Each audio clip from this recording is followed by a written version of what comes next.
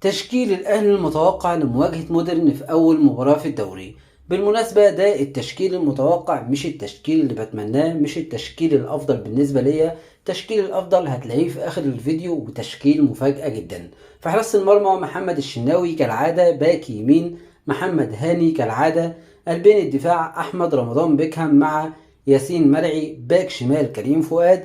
في مركز رقم 6 في وسط الملعب أليو ديانج. في مركز 8 ناحية اليمين محمد علي بن رمضان. في مركز رقم 8 ناحية الشمال أفشة. في الثلاثي الأمامي على الجناح اليمين هيلعب بأحمد سيد زيزو. في مركز رأس الحربة محمد شريف. ومركز الجناح الشمال محمود حسن تريزيجيه. ده التشكيل المتوقع، وده التشكيل اللي الكل بيتكلم عنه.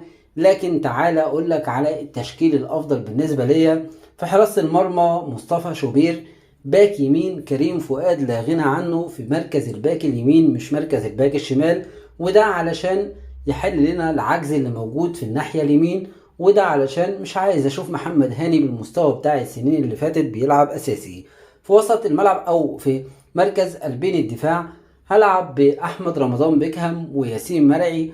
ومركز باك الشمال هلعب بمحمد شكري اللي انا تعاقدت معاه علشان يحل ليا عجز في المركز ده، واللي مفنش الدوري والموسم الماضي مع سيراميكا بشكل مميز جدا، واللي لاعب هو عدلته مركز الباك الشمال وده مركزه الأصلي.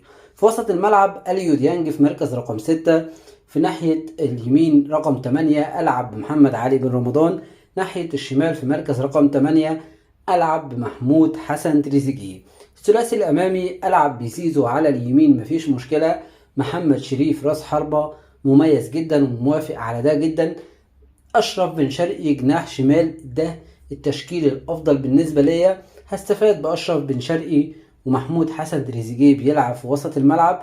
أشرف بن شرقي الفترة الحالية بيظهر لنا إن هو جد جدا وقادر إن هو يكون أساسي النادي الأهلي ويلعب على محمود حسن تريزيجيه.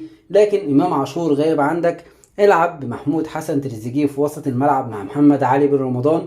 بيلعبها كتير تريزيجيه سواء مع المنتخب سواء مع الأهلي من قبل كده، يقدر يلعبها ويقدر يقدم فيها أداء قوي جدا. وتستفاد بأشرف بن شرقي زي ما قلت بالنسبة ليا مصطفى شوبير حارس المرمى، وده لأن أنا محتاج أنسى المواسم اللي قبل كده اللي الشناوي مستواه سيء، بيلعب عنده أخطاء، بيلعب مش في قمة تركيزه، بيلعب عايز حارس واعد زي مصطفى شوبير ينافس الشناوي، يلعب أساسي مدام مركز، يلعب أساسي مدام عنده الأفضلية ومستواه أفضل ومفيش عنده أخطاء. لكن طول ما الشناوي بيلعب وهو عنده أخطاء ودايما بيغلط، مش هيعالج أخطائه، مش هيصحح من أخطائه. ده التشكيل الأفضل بالنسبة ليا والتشكيل المتوقع للأهلي في مباراة مودرن. أشوفكم في فيديو جديد إن شاء الله.